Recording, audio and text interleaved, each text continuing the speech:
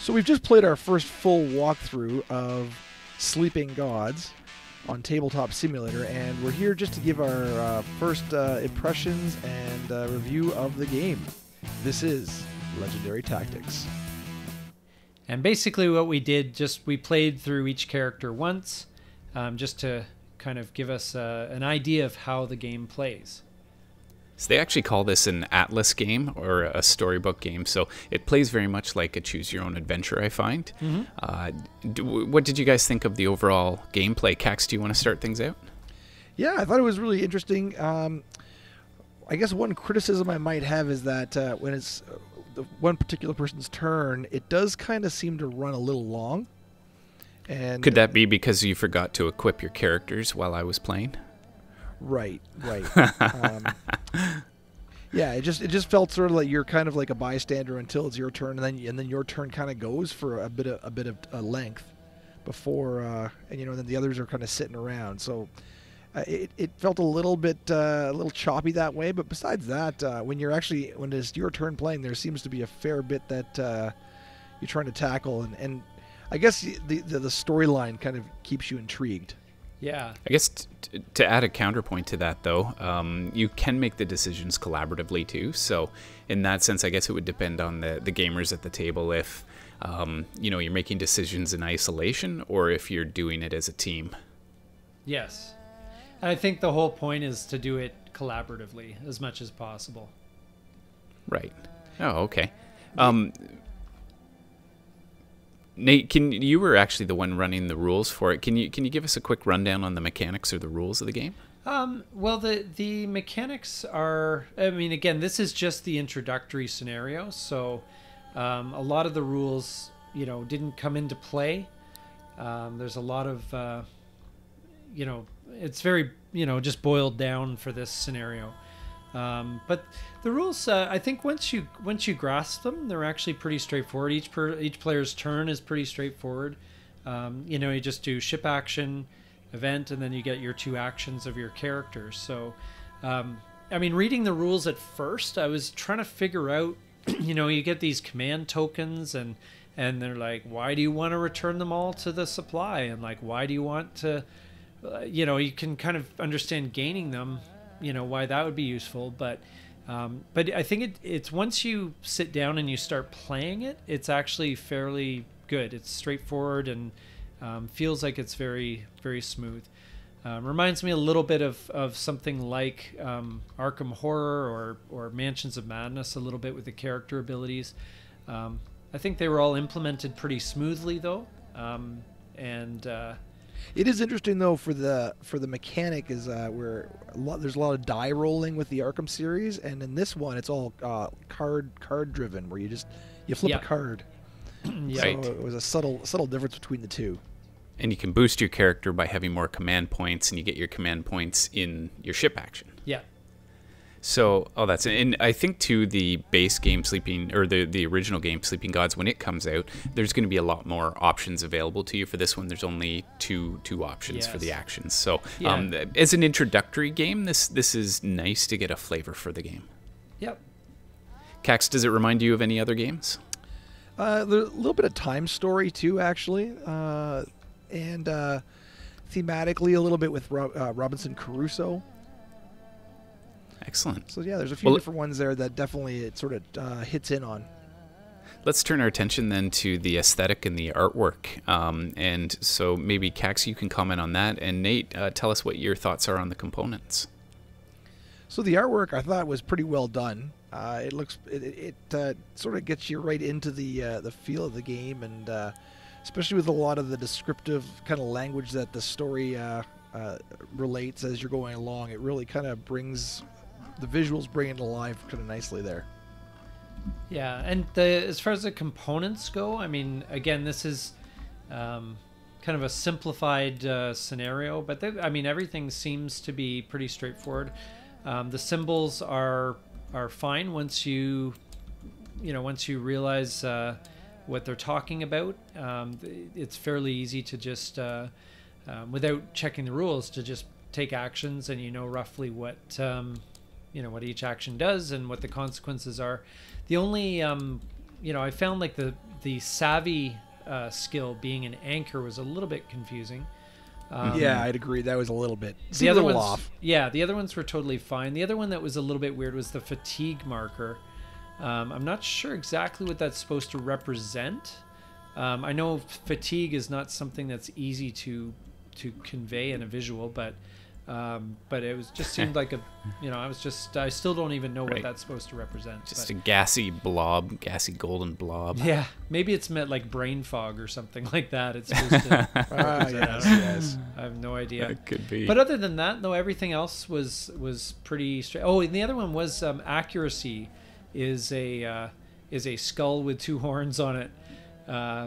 So I'm not sure what the reason was for those choices, but again, it may be perfectly reasonable in the context of the game. I just this is just a first impression.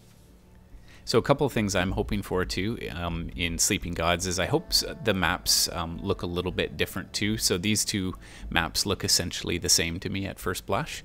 And so I hope that there's a little more variety in terms of the landscapes and the coloring and some of the visual interest on there. I mean, they look nice, but just a little variety. And the other thing I'd like to comment on is the storybook.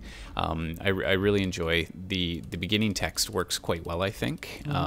It's very descriptive and it immerses you in it. We didn't actually read through the specifics of that first introduction, but as you get into it, it gets to be a lot more straightforward, where it's very compact and you show up and you either engage with the person or you leave. And I think in the original one, I think hopefully that there's a little bit more choice involved in legitimate choice too, not just sort of, because I mean, who's going to show up and spend all this time getting there and then just leave? Yeah. So, yes. Right. Yeah. Like to see that fleshed out. But we have to remember this is just a teaser. It's a small campaign just to give a sense of the game. So that's not a fair criticism, I don't think, given that this is just a small version of the game. Yeah, given the context, like the larger context of a campaign, it may make perfect sense to leave. In some cases where if your guys are really exhausted or whatever.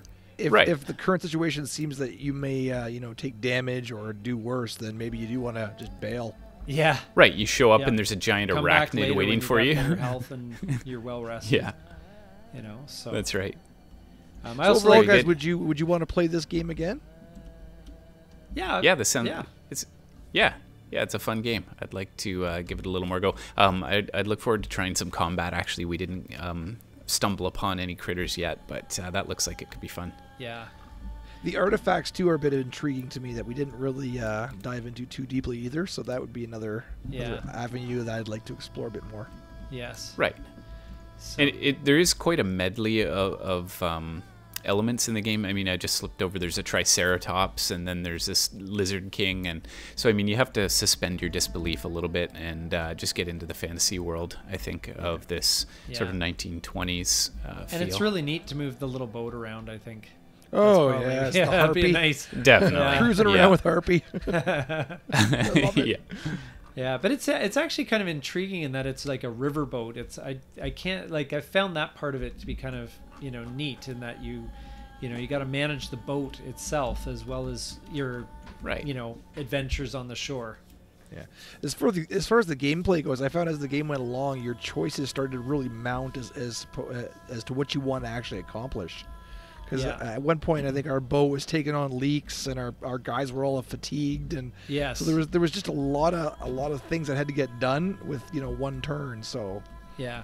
Now the only concern that I had sort of coming out of this really was, I'm not sure how dependent the game is on you passing certain checks. Like for example, if you fail a certain check, which leads to a certain item, which means you can actually win the game. I don't know how closely that's tied to that. Do you know what I mean? Oh, yeah. It's okay. like is the game forgiving enough that if you don't follow the kind of prescribed path, are there multiple paths to victory here, or is it just you just need to get this item, games. And if you don't, then you'll get to the final battle, and I guess you'll feel pretty stupid, won't you?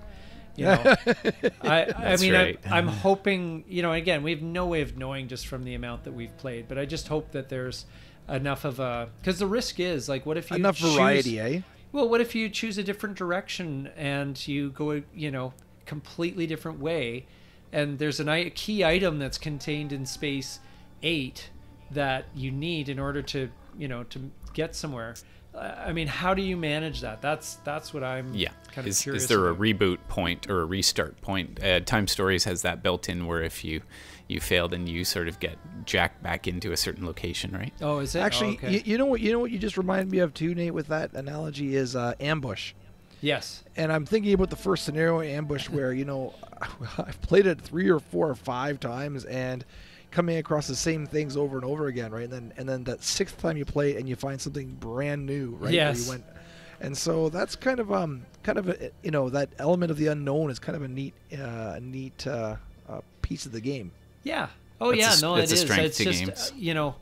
the objectives in this are like in ambush, for example, in that first scenario that you're talking about, it's like, okay, you have to occupy these buildings. Well, that's going to pretty much guarantee that you're going to run into certain situations. But with this one, it's much more open. It's like, hey, find John Lee's dad, and it's like, okay. So That's it's right. like, well, go north, but there's no compass on here, so I don't know which way north is. And so, Right. I'm Yes, like, yes. I don't know. Like, so let's go Right, this way right. and see where we end up. So Right. it's a bit more open that way, which is fine. But I just hope that you don't have to go to a certain location to get a certain item, which then it allows you to win the game. So like the domino effect. Yeah, because you have no way of knowing if you're making good decisions here or not. Right.